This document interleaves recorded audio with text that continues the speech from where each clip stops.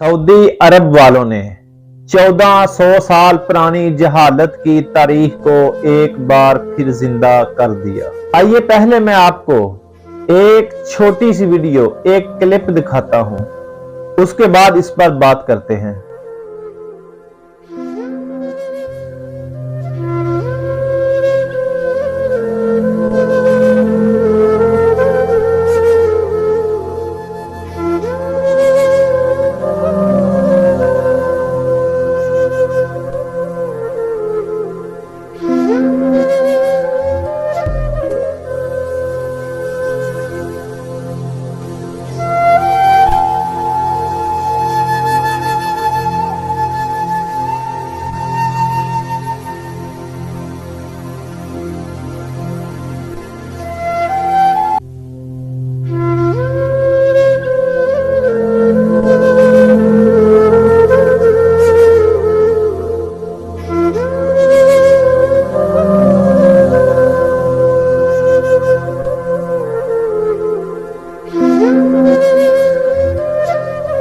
जी देखा आपने, बुतों की 1450 साल बाद एक बार फिर दोबारा हजाज मुकद्दस में आमद। अरब इतने जाहल थे कि उन्होंने कुत्ते, बिल्लियों और कीड़े मकोड़ों समेत 360 खुदा बना रखे थे। काबातुल्लाह का बरहना तवाफ किया करते थे, हत्ता के काबे के अंदर भी तह दर तह बुत रखे हुए थे।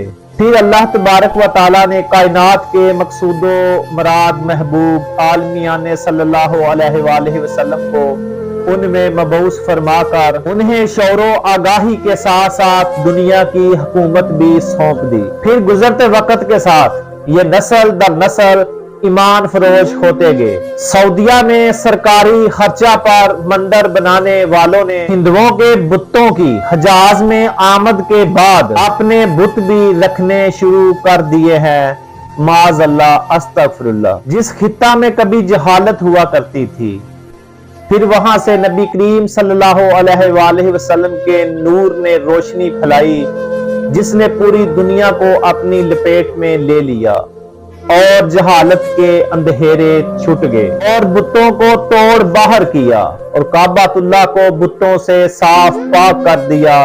हत्ता के हजाज मुकद्दस जैसी पाक सरजमीन को इन बुतों से पाक कर दिया। लेकिन बड़े अफसोस का मकाम है कि जिन लोगों को अल्लाह तबारक व ताला ने दुनिया में अजीम बनाया, जिन्हें हुकूमतें और सल्तनतें दी, जिन्हें बादशाहतें दी, आज वही फिर 1400 साल पुरानी बुतों वाली, काफरों वाली तारीख को जिंदा कर रहे हैं। सऊदी हुकूमत को होश के नाहन लेने चाहिए।